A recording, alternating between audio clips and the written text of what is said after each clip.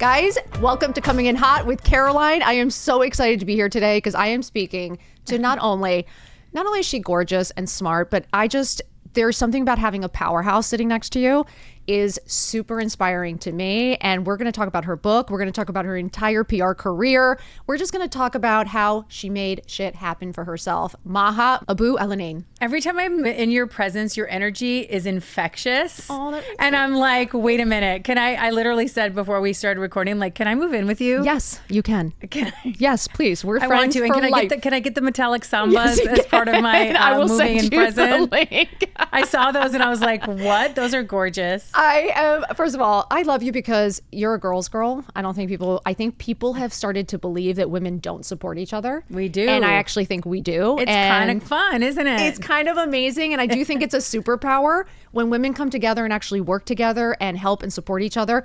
Fucking amazing things happen. And I want to talk about your book because 7 Rules of Self-Reliance, you guys, this is all we talk about. This is about learning the techniques, having the tools to be able to be self-reliant. And we're not talking about, and I want to hear what your definition of self-reliance is. Yeah, because a lot of people, when they hear the term self-reliance, they're like, it's about being independent and not needing anyone. And it's actually the opposite. It's about making self-reliance your superpower. Like, I want to move ahead in life because I know things and not be left behind. Yes. So how can I be the most valuable to myself and others? How can I be really good at networking and connecting others? Yes. How can I build my personal brand so I really know how to show up in the world properly? Because in this day and age, you can't afford not to. How can I create value for other people so I can be, indispensable to them? So self-reliance for me is about being strong, confident, resourceful, and sometimes we don't really trust ourselves, or we don't listen to our gut, or we don't have the confidence to believe in ourselves when we can and we should. What do you think it is? Like, I feel like society has made us believe that we're not smart, we're not capable, we're not strong, and we don't know how to do things. Meanwhile, we're running households, businesses, schools. Like, it is one of those things that I'm like, women sometimes will come to me and be like, I don't have any skills, or like, I don't know what I'm doing, or I don't know how to do anything. And I'm like, they just don't know how to like tap into it. I think some of the things that I even just observe, we have decision making that we just outsource other people to make decisions for us, because it's easier for us to like point the finger and let them decide for us than us doing the hard work or even trying to decide for ourselves. So I really, really love the concept of self-reliance and rebranding it to be about power, superpower, strength, investing in yourself and owning your future. And then let everything else come to play the way life unfolds. Yes. But try to put yourself on the front foot first. And a lot of the things that I wrote about the book, it's my 30 years. I didn't grow up having wealthy family or come from money. I had to work for everything I had. I had the cards stacked against me. My mom had MS. My dad had ALS. I moved to Egypt when I was 27. Wow. I didn't speak a word of Arabic. I had to start over. I know what it's like to like feel you don't have anything going for you. And how do you dig out of it? You just go a little bit inwards and you start to rely on yourself. I really want to touch base on your background because I think women, we are so strong because of our family dynamics and the things that we have to take care of that I don't think men necessarily have to. And I just think it's incredible that self-reliance of knowing you can take care of yourself, or that you can make a decision for yourself, because every time that you keep putting, like what you just said, pointing that finger, it's being able to point blame, or you have an excuse. Right. It's easy not to take accountability and like think like I feel bad for myself because I didn't get that job. I didn't get that opportunity. I'm not pretty. I'm not this. I'm not that. And I'm like, honestly, we haven't been asked to do some of the hard things, or like we haven't been tapped into doing it yet. You don't know what you're capable of. And it's so shocking to me, the things that I had to go through in my life. I'm like, there's no way I can do that. I'm not qualified. I'm not the right person. I've never done that before. Why do they think I can do this? Why are they asking me to do this? I can't do it. And then I just pause for a minute. I'm like, well, if they believe in me, why wouldn't I believe in me? And then I'm like, go back and put your head down, girl, and figure it out. Right. I want to talk about the 7 steps. What do you think is that initial step for everyone listening right now that has dug themselves into a hole? Because we have all been there. I was the mom sitting at home bored out of my mind, just thinking like, is this it? Is this it for the next 40 years? Like, this is scary. And I think people think reinvention is so scary because they're like, I don't know what I'm going to reinvent myself in. I'm like, it's all you can reinvent yourself at any age. That's actually a big message of this book. So The easiest thing if someone wants to be a little bit more self-reliant today than they were yesterday is one of the rules, which is to learn something, right? Be curious about the world around you. Be curious about something and try to learn something. It's free and it's easy to do. So I don't want to be left behind in this world, Caroline, because I don't know things, right? So I'm like, I have access to the same information you have access to. Everything is for free. YouTube is for free. Podcasts are for free. Meeting with people you want to be inspired by or learn from is for free, like setting up a cup of coffee to talk to someone. So that's the easiest thing you can do today. You're like, you know what? There is access to information. I can learn things. Everyone has an even playing field. Before, you had to be admitted to Harvard or Stanford to get into the best schools to learn things. And now everyone can learn anything and be anything you want to be because information's available. We have technology and information at our fingertips. And guys, guess what? It's free. It's unbelievable that we forget, like YouTube. People are like watching these stupid videos. I'm like, you can actually learn how to do anything. My niece was like 12 or 13 and she was watching cake videos, like Cake Boss and like how to cake it. Yeah. She's an incredible pastry cook or pastry chef or whatever the right term is. Yeah. And she just taught herself how to run a kitchen, how to do the ingredients. And she relied on herself to find her passion in her craft. She wasn't sporty. She wasn't into certain things. And she found her passion by just learning about it on the internet. And I'm shocked every time like I see her work. I'm like, yeah. And she's like, Mom used to like be upset that I was spending all this time watching YouTube, but she was actually watching really interesting things that she could learn on. It isn't always about consumption. It isn't always about absorbing a bunch of nonsense. We have access to learn from how people built their businesses. What does a typical CEO day look like? What is it like to travel to these countries? How do people prepare for their day? Get ready with me. Like we never had access to know how companies and brands and businesses were built. It was always behind closed doors and you never saw. So now we can see and get access to anything. So the amount of learning that we can get from how a startup came and failed, how a creator startup and failed, how a company you can make money on the side. Like maybe you love your full-time job, but just want to be fulfilled by doing other things in your life that make you happy and fill your cup. We're living longer. We're healthier than we've ever been. We have access to medicine and knowledge and all the things that we learn about saunas and cold plunging and eating and health and wellness and sleeping and all the things, trusting your gut health, all mental health. So why wouldn't we try to learn from these opportunities to really improve ourselves? Absolutely. Can you tell us a little bit about your background? Because I don't think people understand how fascinating your upbringing. And I know we really, really, really relate about our parents and taking care of our parents. I know we're both very family oriented. Yes. And it's something that we have always really related on. And I love you for it because not everyone understands. Not everybody understands. Will you tell us a little bit about your background? Because you are fascinating. So I'm 100% Egyptian. I'm born and raised in a small town in Minnesota, in Mankato, Minnesota. That's amazing. And I lived a typical American upbringing, high school, graduation, 4th of July's, homecoming. And my parents basically got married at a very young age in Egypt, moved to the U.S. to go to school, and ended up spending about 40 years in the U.S. Okay.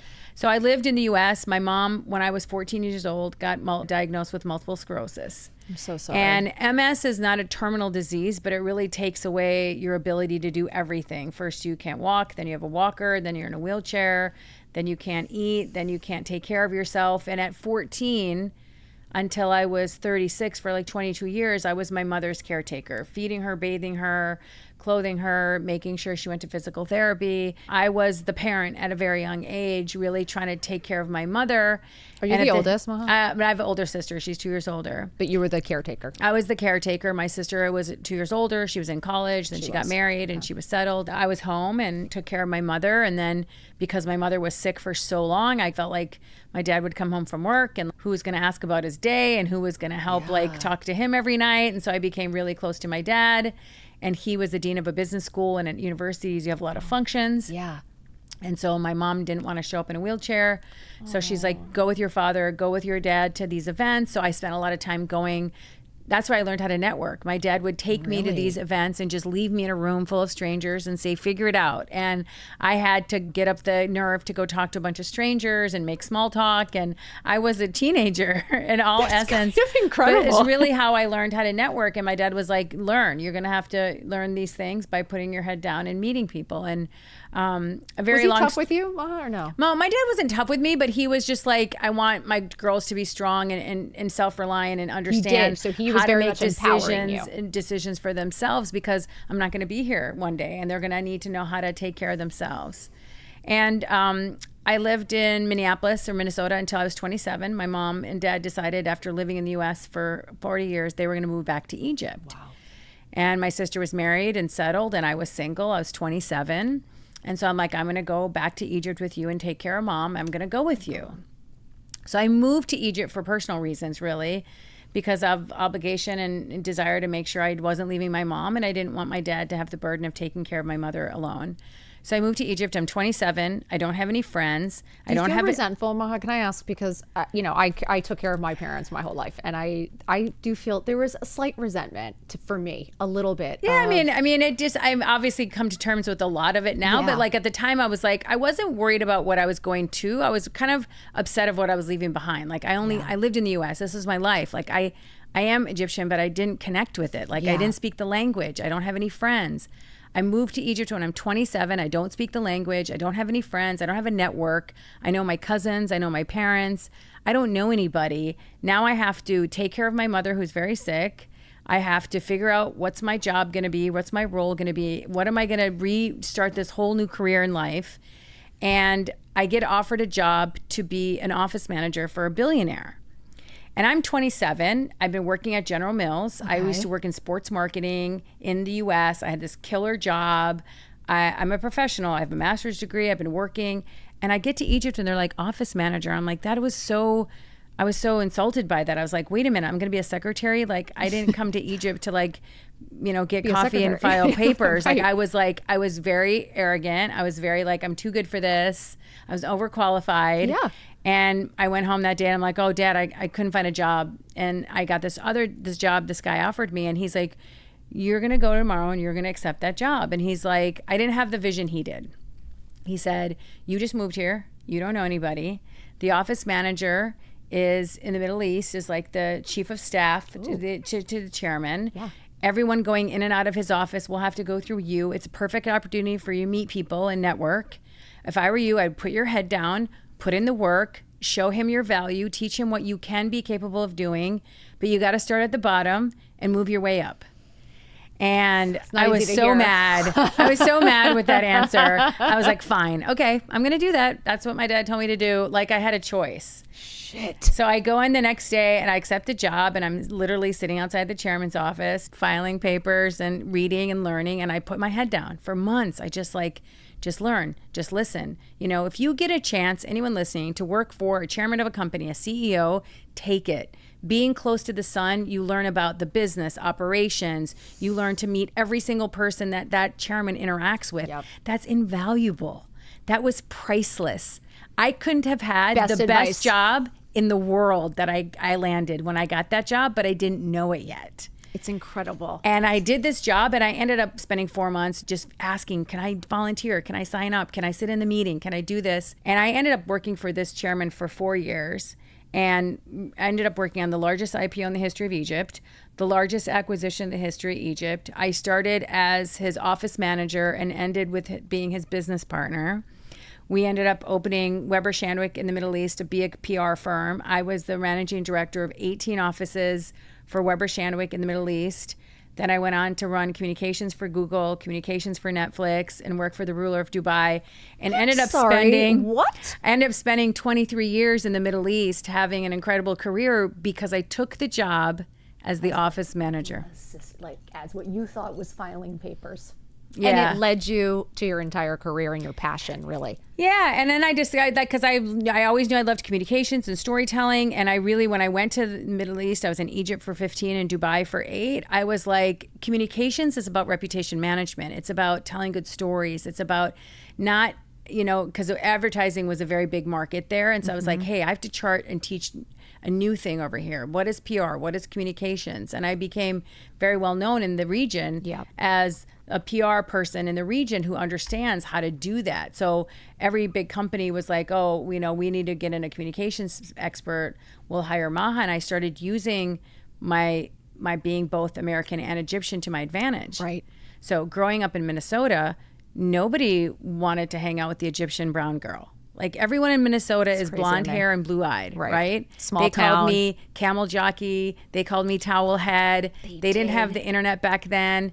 And so nobody knew what Egypt was beyond pyramids and camels. And when Walk Like an Egyptian came out, that song by the Bangles, I literally thought my life was over because everyone was coming up to me in the hallway doing this. No, they weren't. Yeah. Why are kids so mean? I don't understand. It's okay. I turned out okay because you now showed now them. Everyone knows what Egypt is and cares about Egypt. But Yes. back then it was like, oh, she's the brown girl, she's the Egyptian girl. It wasn't fun. Like I was a Latino and people would call me Spick. They would just Yeah. love to make a comment. When you're younger, you want to fit in. You don't want to stand out. Yes. And then when I moved to Egypt, everyone's like, oh, you're not from here. Like you look Egyptian and your name is Egyptian, but you're so American. Like your style, your accent. Really? Like they could tell off the Yeah, they bat. were like, where did you learn how to speak English like that? Like they were. So in Egypt, I was American. And then in America, I was Egyptian. You can't win. You can't win. But then I learned how to make that my strength and my superpower in business.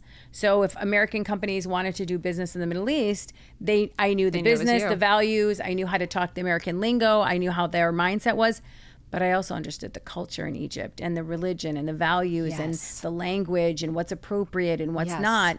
And that became sort of my secret sauce, is how to bring value to people, knowing what American or Middle Eastern companies or businesses care about. And for all those young girls sitting at home right now feeling different because we did, just know it's a superpower. It is. It is a unique superpower to speak different languages, to be able to speak to different, just be able to like inject yourself and fit in and be able to like work and talk to people is the greatest gift. Yeah, and we live in obviously a very different world now where people are very aware because of the internet and social media. We can go in one sitting on your phone, you can go around the world and see anybody anywhere. And I think it's obviously a completely different time. This was 1997 until I came back to the US in 2020 during the pandemic. Wow.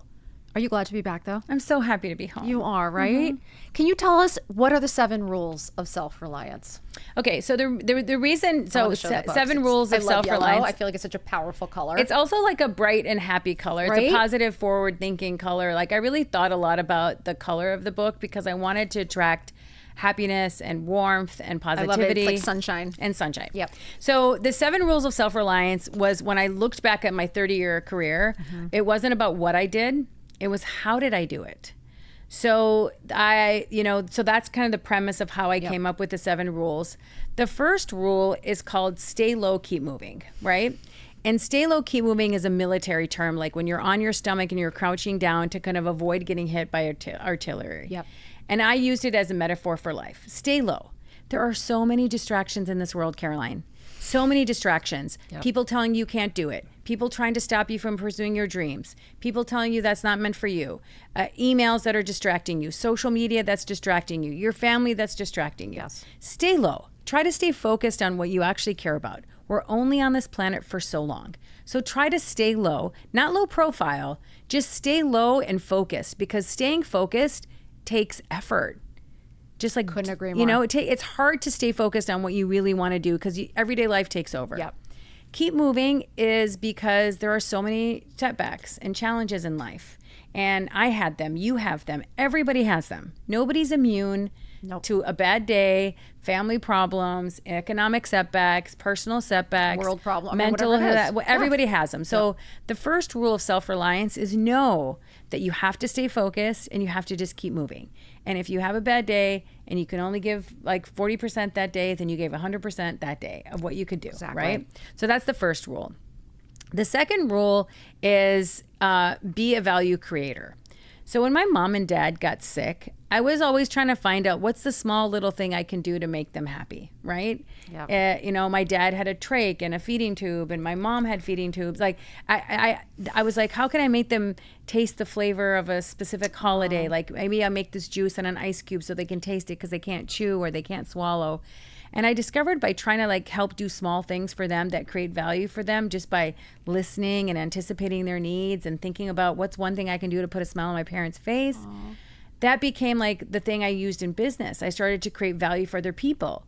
So when I met Gary V, I was like, Gary, let's like I knew the one thing that he didn't know much about or might be curious about was going to Dubai. Yes. So how can I create value for him? Why don't I get him to come to Dubai, create value for him and his business, help him understand what the Middle East is about, understand the market. So I thought I'm going to go create value for him. And I ended up I'm working him now for 7 or 8 years. You are killing it for him. So I just want to tell you, like, try to think about how you can create value for other people. Is it anticipating needs? Is it making an introduction? Is it helping somebody without necessarily asking for something in return? Thank you. And I always think about it as making a deposit in somebody's trust bank. What can I do to bring value to you? Like maybe you might, like today I would ask you, have you been to Dubai? You haven't been. Maybe we should go. Dying to go. Yes. So I might meet somebody who is interested in something you're interested in. So I might connect you. So the second rule is like be a value creator.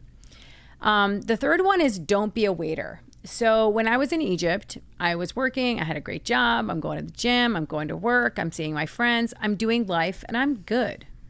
I'm not unhappy with anything in my life. And I was having tea with a friend and he said, oh, Maha, you're a waiter. And I said, what? And I was really kind of taken aback. And he's like, you're waiting. You're waiting for Mr. Right. You're waiting for your boss to give you that promotion that's going to make you a rock star. Oh, that's you're waiting for, something, to make your health better. You're waiting for some diet gimmick. Like, you're waiting. And I was so pissed. And I was like, you know what? I'd be pissed. I am actually waiting. I am hoping like something's going to happen in my life. And he's like, you need to go create it. And I'm like, I don't know what that means. And he's like, you know what it means. You just don't want to put the effort. Like the gap between our goals and our willingness to put in the effort is where we all kind of fall short. And so I put a whole chapter in the book about how to go from a waiter to creator, or how to recognize if you're a waiter, because I didn't think I was one. Yeah. And that kind of put me in overdrive. And it was my kind of aha moment of like, okay, I don't need to wait for certain things that I want to have in my life. I just need to reverse engineer like how I can make it happen by creating it myself. Yep. And I may not have the answers or the relationships or the money or the means to do it, but I can break down the steps to try to figure out a game plan to do it. Exactly. I don't know if I'm going in order, but another rule is, which is the biggest chapter in the book, is treat your reputation like a currency. What's its worth and what's its value.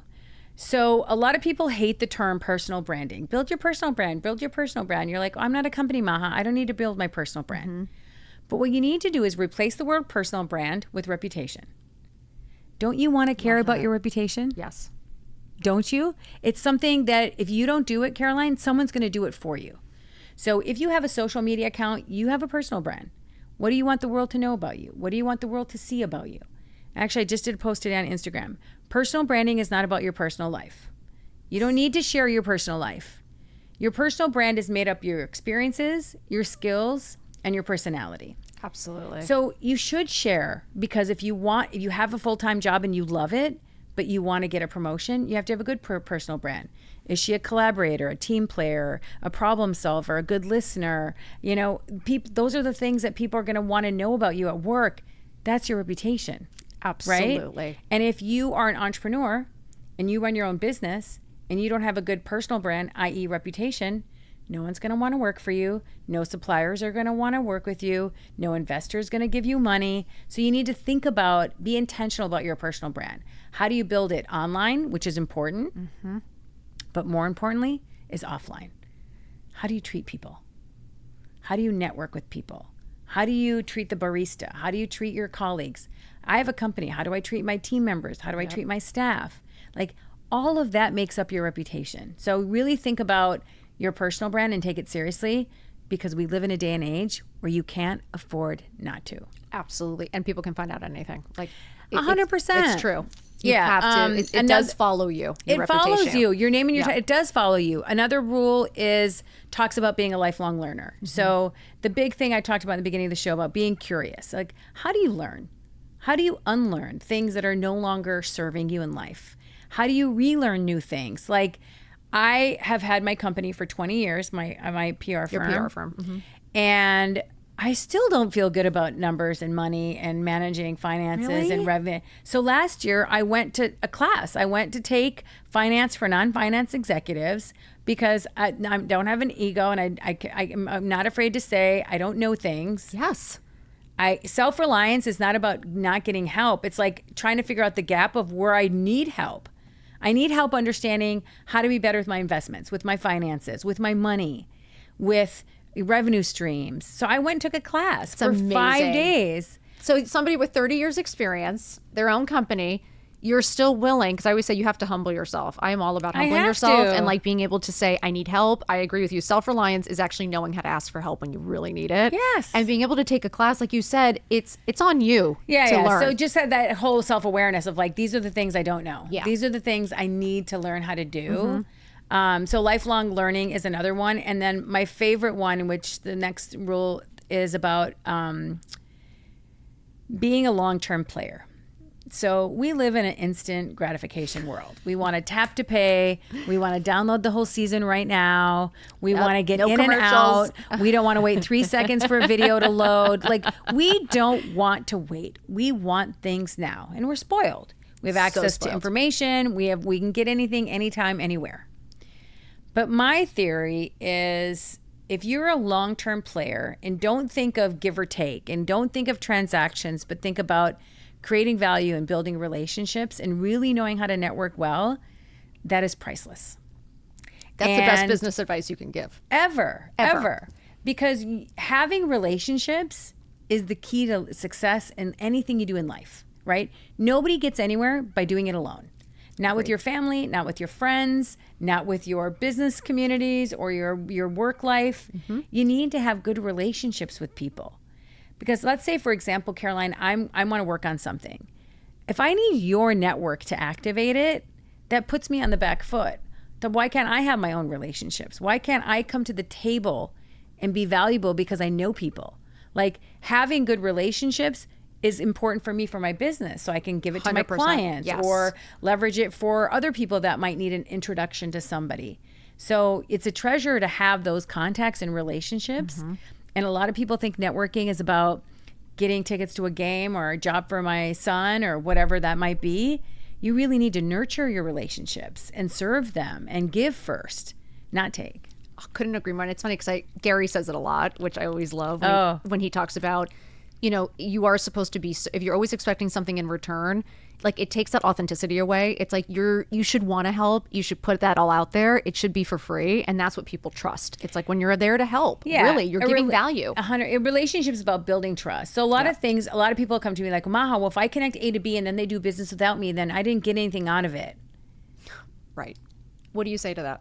Well, I do answer that question. I said, first of all, you need to be selective about who you're serving and be smart about it, right? So I'm strategic about the relationship. Either I'm making a deposit in that person's trust bank because someday I might want to make a withdrawal, or I'm making a deposit in that person's trust bank, introducing A to B, knowing that I'm not going to get anything out of it, but I'm okay with it because I'm creating value, which is meaningful, and I have good intentions, and I'm good. So you have to be careful. Don't give away the house. Don't just let people walk all over you. Don't let people take advantage of you. That's not what I'm saying here. I'm saying once you practice this and you get the muscle for it, you'll know when's the right time to tap in and bring somebody value in a way that you don't have to worry about what you get in return. I could not agree more. That is so true, honestly. And it's such a superpower in life. Like, it's how I built my business. It's how I get in to go to all these great events. It's how have worked with the best clients in the world, is because I didn't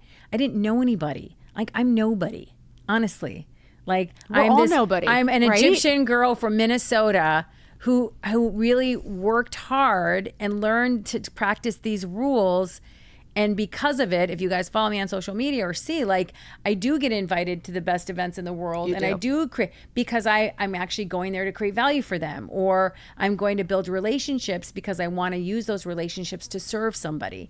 And I always think of it in that way. Like, I'm not willing to forego my values or something that I care about just to help somebody. But I always think, oh, if I go to this event, I might be able to create an opportunity for somebody that I care about. Yeah. And that's meaningful. Well, I think that's what makes you so special. I really do. Because when I got to meet you at VCon, every single person knows you. Every single person loves Maha. You were the mayor. Fun. I mean, the mayor. You are the mayor. It was fun. But it shows that you give a shit, and it shows that people really respect you, and they know that you do bring value. And I think that's the point. And you carry yourself in a way. Well, and Gary, I worked for him for free for like a year and a half. Did you? Yeah.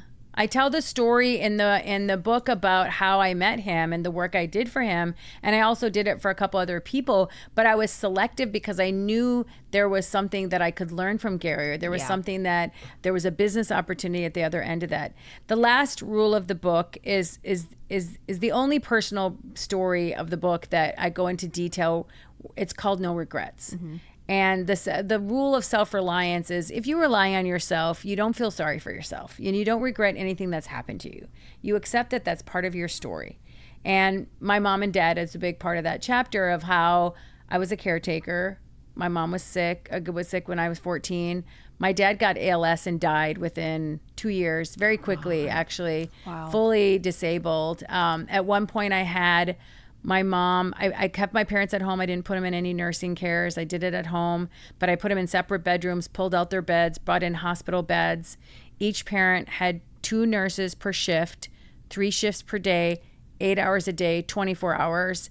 And I had a person come and help cook meals and blend meals and nurses. So I ran like a small little company at my house to make sure that I kept them comfortable at home. But I feel like the reason I told the story, and a lot of people don't know this story about me, especially my friends on social media or people that see me, and I'm starting to talk about it now, because I feel like it's the essence of, you're capable of doing things you don't think you're capable of. You're stronger than you think you are. Yes. I didn't know I could do that. Like, when I look back and I wrote the details in the book about how I did it, I'm like, who is she? Like, how did you do that? How did you have the guts and the time and the nerve to do that and weren't crying on the floor every day? I mean, there were plenty of days, trust me, that it was like, this is hard. Yes. I can't do this. Absolutely. Like, I that's need a the truth, timeout. right? Yes. I'm a timeout. I need a timeout. Countless times I called my sister who lived in the U.S. You got to get on a plane and come now. And she literally dropped everything and came. I did that to her a dozen times. Like, I was And she would come? And she would come every time. Like, she had 2 little kids at the time. And she's like, but she knew, like, if it was. There was just so much you could do. Yeah, you there's needed only a so break. much you can do. And I needed a break, or I needed help, or we needed emotional support. She came. But I think the reason why I love this book, and it's not just about my story, and I put real life examples so people can relate to them, is every chapter gives you how to practice the rules, reflection exercises, and really helps you put it to work. And so it's a playbook. Don't you have an ebook too? I do. You do? Will you talk about that? Just because I think it's incredible. I think it's just so cool that people can actually take it, understand who they are, and maybe try put to it to work. Put it to work. And I think sometimes when you write shit down, it makes you accountable. Just like meeting somebody at the gym. So I think sometimes ebooks or just books or somewhere to write things down. I'm a paper person. Like, I'm telling you, Caroline, I still write in a notebook. Do you have a file of facts? No, but I was a Franklin Planner girl. I was a Franklin Planner girl my whole life. And I got the leather thing and the ruler and the agenda. I mean, I'm 54. Like, hello, I'm this 52. is what we used to do. I love writing, and I love checking things off. It's like in my brain. I love to check things off. I'm the person who writes the things down just to cross them off. Me too. And I'll write it even at the end of the day. I'll still write it all out and then cross it out like a crazy person. There's such a level of satisfaction for doing that. No one understands. It's like you got the job done. It's like that. It's like making your bed in the morning. It just makes you feel like you accomplished something, and it feels good. And they say that before you go to bed, you write it down so that you don't take it into your subconscious in your head at night. Oh, really? Yeah, so if you have something like an idea or a thought or a to-do list, always dump it on paper before you go to bed, because if you don't, it'll be in your head when you're subconsciously, and then you might not be able to fall asleep. Ooh, that's a good one. I love writing everything down. I do too. Okay, my sister, you should see, like, she's like list overload, but like she's very organized. See, but I love that stuff. Yeah, I'm like she's super really type A, so I love that stuff. She is your gal. How were your parents? Was your mom, and I just want to talk a little bit because I think the relationship with our families, it's so important. And I think we also came to a place where people don't take care of their parents anymore. And I don't know if family dynamics, family values are as strong as, most people thought I was crazy to bring my mom in. Like everybody was like, there's no way, I could never live with my mom. I could never. And I was like, what's so hard is I can't even imagine dropping her off somewhere and not seeing it wasn't her. even an option. It never even crossed our minds. Like our parents gave us everything. The reason we are here because of them. I'm going to go put them in a nursing home. Everyone's circumstances are different. But it is normal here. So we Maha, can't. It is. I know. It's sad, but it's like a reminder that you can do it because I'm like you. I never thought I could do it. But meanwhile, we have the pills out. Everything's organized every single day. We leave it out in the morning with her cup of coffee. So we know we have the caretaker. We take her, you just do it. I don't know how, but you do it.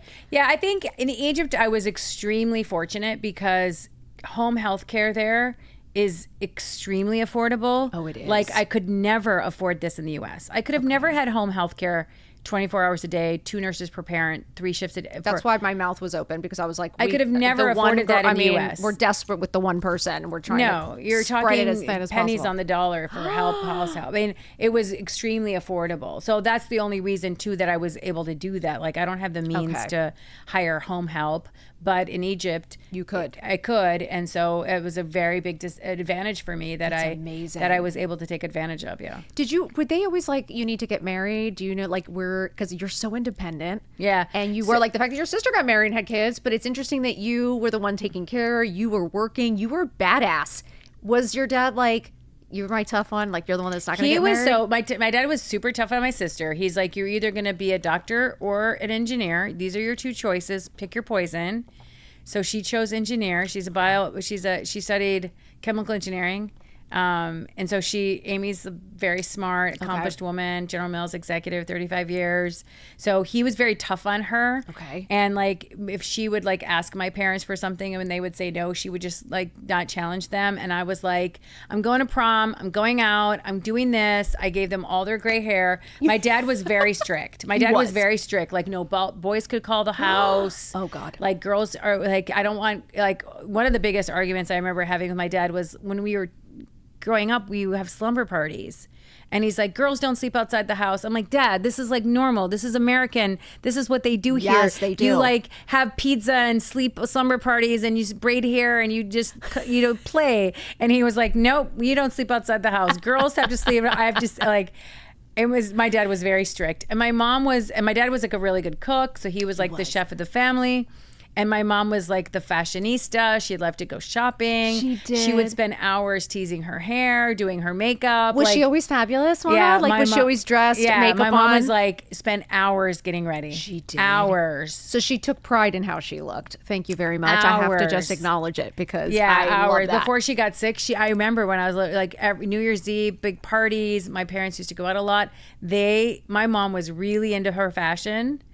And like me and my sister were like, we have some of her stuff, but like all this, we're like, I wish we would have kept that. Like we didn't know that stuff was going to come back in style. That's incredible. So so she was like a fashionista. When she got sick, Maha was getting dressed or taking care of her or her looking like her old self in any way. I always say there's something about how you look directly affects how you feel. And I know for her having this big life and looking fabulous and your dad, it is hard to lose my parents really suffered when they lost their independence and they didn't have that power It's very anymore. difficult. It's very difficult to watch and it's very difficult for them. But like I was always like, and my sister and my family will tell you the story and I think I even wrote about in the book, I used to always like try to come cheer my mom up. Like, hi, my name is Maha and I'll be your stylist for today when I come to do her hair or paint her nails. I'm like, okay, what color should we pick today? So I always try to really because I knew how much she loved to like do her makeup and do her hairs and do her nails. I'm gonna cry. We got dressed all the time. Yeah, and because I knew she couldn't do it for herself. It was a joy for her. Yeah, so I really made sure that we put an effort into that. Like if she was going to be sitting, in a wheelchair, I was going to make sure she was looking really special. You did. And did you and your sister grow up like that? Because my sister was the complete opposite. She hated that my mom was dressed, hated all the makeup. I think to her it was like, you're always showing off, you're always doing this. And I've always loved it, obviously.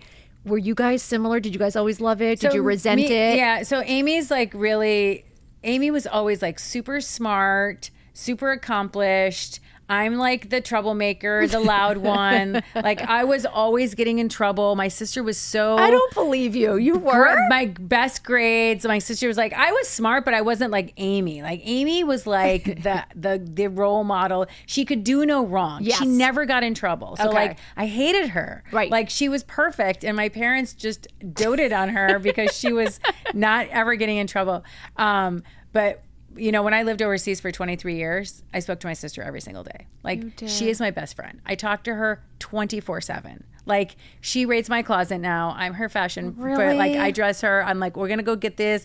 Like, I've really helped her, and she will admit this, up her game. But yeah, we're very, very, very, very close. Like, to the point where like her husband's like, what do you guys talk about every day? Like, why do you guys talk to each other every single day? What changed from yesterday to today? I'm like, so much happens every day. You can talk all day, every day. You can. Women every can day, talk long every day. distance. We're calling long distance. This 100%. isn't before the internet and FaceTime exists. Like, she's like literally my built-in best friend. That is the best. I wish my sister and I don't have that relationship, and I have to say it is one that I wish we had nourished. I wish my parents had nourished it a bit, because family is everything, and I think we don't realize it until it's too late. Because I've seen now so many families that don't talk. No one's speaking. No one cares about each other. And we're trying to bring that back. Yeah, and especially since I had to take care of my parents, and she was in the U.S. and I was with my parents for so long. Do you resent her at all for that? No, we really easily could have had that relationship where either she felt guilty that I had to bear the burden, or I resented that she had, got married and had kids, and I'm still single. And none at all. Like, really, Mom? None at all. Actually, both of us kind of have this acceptance of like, this is her story, this is my story, and we support each other like religiously. Like, and it's okay. She always has my back. I always have her back. No, and it's you don't regret it at all, do you? Not one day. It's right? actually probably the thing that defined me that even though it was the hardest thing that happened to me. Yeah. It made me who I am, and it's part of my story that I'm proud of, because I know at the end of the day I could be successful, this, that, and the other thing, but the only thing I'm proud of is how I took care of my parents. Really? I could cry. I feel like it's how I feel now. I'm very grateful that like we're able to do this, and that John was, willing to do it, because there is nothing like it. It's so hard, but yet it's fleeting, and you'll never regret it. Yeah, and I feel like so many people who you don't talk to. I mean, I wish I had my parents here. Like I wish, like my niece and nephew, who I'm super, super tight with. I really wish my parents were there to see them and spend time with them and take them to the football games and take them shopping and all those things. And I really regret that. So I'm trying to make sure that I show up for them, tell them all about Egypt. They love Egypt. They love going there. So like, it's really about knowing what's important, and it doesn't matter what your title is or what you're wearing or what your bank account looks like. Nope. It's how you treat people, make people feel. I wrote this book, honestly, truly for two people. To who? For my niece and my nephew. Really? Yeah, because that's the audience of this book. I really wanted them to know a lot about me that they didn't know, because I lived overseas for 23 years. Yeah. And I wanted them to know that you can rely on yourself. You shouldn't wait in life. You need to create your own opportunities. You're going to have shit happen to you in life, and you're going to have to push through, and you can do it. And you don't need your mom or your dad or your siblings spouse to do it. Or somebody. Like, I always say that no one's going to put you at the top of your party list like you. Nobody. No one's going to take care of you like no you. No one's going to take you to the gym and lift those weights. Like, no one's coming. No one's coming. Like, I always say your knight in shining, like, no one's coming to save you. Unfortunately, the reflection in the mirror, that's your superhero. So why wouldn't you want to be proud of her and respect her and admire her? Yeah. Because that's the truth. Yeah. And I spent a lot of time, and I'm sure so many people listening, like negative talk, like, I don't have this, I don't have that. I'm living in this third world country. I'm single. My parents are sick. This sucks. Like I literally was in the mud.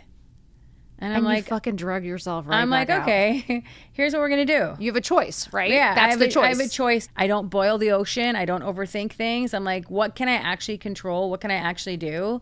Like, I moved back to the States in 2020 during the pandemic. Mm-hmm. How was that? Well, first of all, I was in the U.S. in January, February of 2020. It was like Super Bowl. Oprah was doing this big event. It was the NBA All-Star Game. It was the Grammys. So I was in the U.S. for different events for work. I got to Dubai on March 8th. And if everyone remembers, the world shut down like on March 15th. So I get to Dubai on March 8th, and I'm like, There's this coronavirus thing they're talking about over here that I don't really hear that much about on the news in the US. And Dubai's closer to China and Italy where all the problems were happening. Yep. So I'm like, oh, this doesn't look good. And I'm like, it's kind of scary. Like, what if the world shuts down? What if I can't get on a plane? What if I can't go home to see my niece and nephew or my sister? What if I can't travel? And I call my sister and she's like, oh, that's never going to happen. They're never going to shut airports. I'm like, okay, well, maybe I'm being over dramatic. And I'm like, everyone's wearing masks. And I'm like, yeah, they did that in bird flu. It's happened before. Then somebody on Instagram posted in Dubai that they were going to shut the airport on Tuesday. It was a Sunday. And after it was posted, I saw it, they took it down. And sometimes they do that so they don't create panic and people rumors. Maybe it wasn't true, so they didn't want to create havoc. So I called somebody I know. I'm like, hey, I saw this post. Like, is the airport going to close on Tuesday? And they're like, I don't know if I were you, but if I be at the airport by tomorrow night. And I was like, it's Sunday. And I immediately go into turbo mode. And I'm like, I got to pack up my house. I got to sell my car. I got to get my dog. I have a housekeeper who wants to go back to the Philippines because she's sick anyways. I need to get her exported. I need to say goodbye to my friends. In 24 hours. In literally 24 hours. I'm like crazy. Now I'm trying to call the airlines. I can't find a ticket. All the websites have gone down. All the airlines you can't get through. I've called the movers. They're coming. I go to this place called shopanycar.com. Oh, no. Or no, buyanycar.com. It's at the mall. Like, fuck it. And I'm like, here's my car. And they do like a live auction on their iPad. And I sold my car. And then I don't know what possessed me, but I just decided, like after living there for 23 years, I live in Dubai. I live in a great city. I have a great life. I got a great job. I got a cool, sick apartment. I have an amazing setup. I have no reason to leave Dubai. No reason. What happened? But I had no reason to stay. And the minute I felt threatened that I wouldn't see my family again, I was like, I'm out of here. Family's most important. Like, I literally just decided, like, this is it. If I never see them, this will be the end of me. I'm getting out of here. Oh my God. I packed up my house and I called all my friends. I'm like, come over. I'm moving. I'm leaving. They're like, you're crazy. I'm like, I'm leaving. Let's go. You are like... So we packed up everything. And the next day I had 5 suitcases and my dog. And my house was packed up and everything was all done. And I said, if God wants me to leave, everything will work. Like the papers will get done. The bags will get packed. That too. It was the night before I was leaving. It was 10:30 at night. I still don't have an airline ticket because I can't get through to any airline. I called my sister. I'm like, you get it on air. She couldn't get through at any airline. Plus I have a dog that I need to travel with, which is another kind of airline restriction. You can't go on any airlines. They don't take dogs in cabins. How you got on a plane. I went to the airport at 10:30 at night on Sunday, the day I was trying to like pack up my house, because I'm like, I'm just going to stand at every counter until I can buy a ticket from any airline that'll take me that takes a dog. I can't. So Air Canada was like, we allow dogs on Canada. I'm like, great. Dubai, Toronto, Minneapolis. I'm taking Air Canada. I've never been on this airline before. Yeah. I'm buying the dog ticket. I had 5 suitcases. I had a dog. And they didn't charge me excess luggage. They were so nice to me. They didn't charge me for the dog in the cabin. Coco slept with me on the flight, the entire plane ride. They let her stay in the cabin out of my carrier, which airlines never do. And I got home the day the world shut down. I got home to Minneapolis. So God's plan worked. God's plan worked. And then I didn't have a place to live. So I stayed with my sister. And I'm on lockdown for like 6 months at my sister's house, which was great because keep in mind, I lived overseas for 23 years. I was having family time. I was, after my parents passed, I was by myself. I'm eating dinner by myself every night. I'm alone. Oh, I'm so glad you came. Now I'm like home and we're like game night, dinner, my sisters like make a list of like chores and like, these are the things, these are the rules for COVID. Everyone's all up in each other's business. That's amazing. How do we because now my sister is at home. Her husband's at home. They're all working from home. My niece and nephew are at college. They're at home. They have a dog. I have a dog. So it's like we're all trying to like coexist. It's kind of amazing. Which people were hated each other. I was loving it. We were like loved it too. We had the best time. The best. I feel like it either brought out the best in you or the worst in you. And it was funny as a family. Like we loved it. We were like so family happy. Dinner every night. Every night watching movies. It was the best. Yeah. I was like, not to say that COVID was the best, but we made the best of it. That's the truth. I had so much fun. We had fun. And then I think everyone got on each other's nerves towards the end, but it was the right time and the right place. And I got lucky. Just want to wrap this up because not everyone is starting a business. And if you work, because I know you have so much experience in PR and working with some of the top companies, top brands, top people, really. If you could just tell us the number one lesson you've learned? I think I learned from everybody I work with. Yeah. Like Gary is an empathetic leader. Like he's the guy who taught me about kindness in business.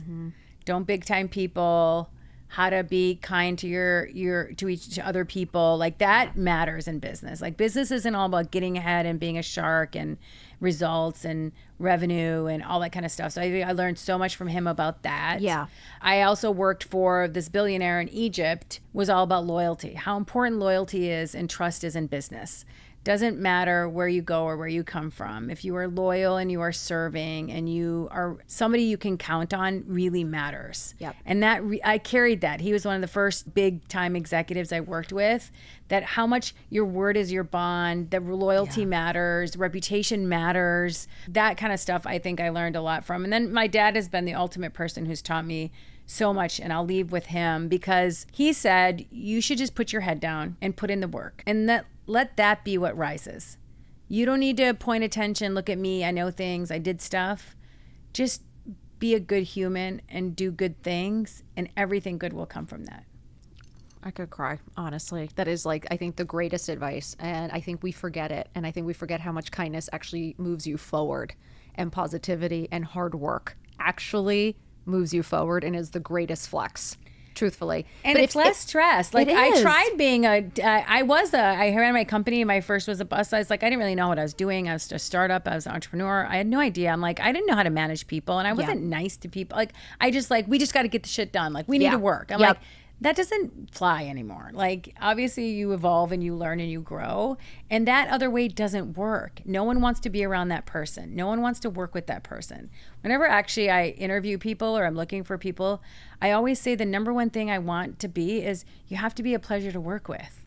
I want people to say so-and-so is a pleasure to work with, because that matters. Like that's your reputation. Like you could be good at your job, but if you're not a pleasure to work with, get out. So true. Get out. That is so true. Like life is too short. Life is too short. Deal with bitchy people. I don't either. That's why I love you. So just last thing, we always ask everybody, what are your happy tools? My dog is a big part of my happiness. Okay. Like playing with Coco, petting Coco, my dog is a big part of it. Yep. I also love sports. You do? I love sports. Like I am an ESPN junkie, which no one at 6 a.m. I'm listening to Unsportsmanlike on ESPN. No, you're not. Yes. I like to watch sports. I like to play sports. I like to pay the best money for the best tickets so I can go to the best sports events. It's a weird vice. Oh my God. But my son would be obsessed with you. I'm texting my son. I think he's like, Auntie Maha, you need to stop. You need to stop sending me these football memes. Auntie Maha, stop.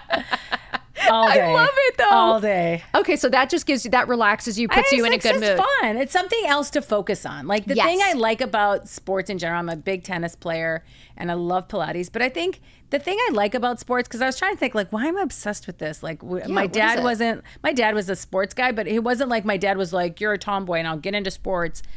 I just like having something else to focus on. The statistics, the players, the personalities, how the coaches behave, how the teams market themselves. Like, how do people get interested in a team? Yes. Like, what's fandom about? How do you become loyal? How do you become so crazy that you're willing to be crazy about a sport? Yes. And it's just the whole thing fascinates me. Fascinates you, so it just puts you in a good mood. It does. That and fashion. I love it. Fashion. Thank you. I love shopping. Amazon. I love shopping. I living in Dubai, moving saved my bank account. Like living in Dubai. That's why John doesn't want me to go. He's like, I don't even trust you over there. I'm like, you should. Living in Dubai is not safe on your bank accounts. It's just a fact. The shopping is so good. They're so good. We're going to Dubai. Maha, me and you, girls trip. We gotta go. We gotta go. We gotta film the whole thing so people can see what to buy, what not to buy. Yes, we're doing an entire video of how to live your best life in Dubai. Yeah, it's also a really great scene for food now. Foodies. I can't wait. I'm so excited to go. Well, I want every single person to read this book because you know what it is? It's an easy read, which I think is really important, especially for women, moms, busy. This isn't just about starting a business. This isn't about starting a huge career. This is about you just taking control of your life. It's fun. And feeling good about it. 7 Rules to Self-Reliance. Maha, thank you so much for being here. Caroline. I think you're a powerhouse. I am just honored to have you in my corner.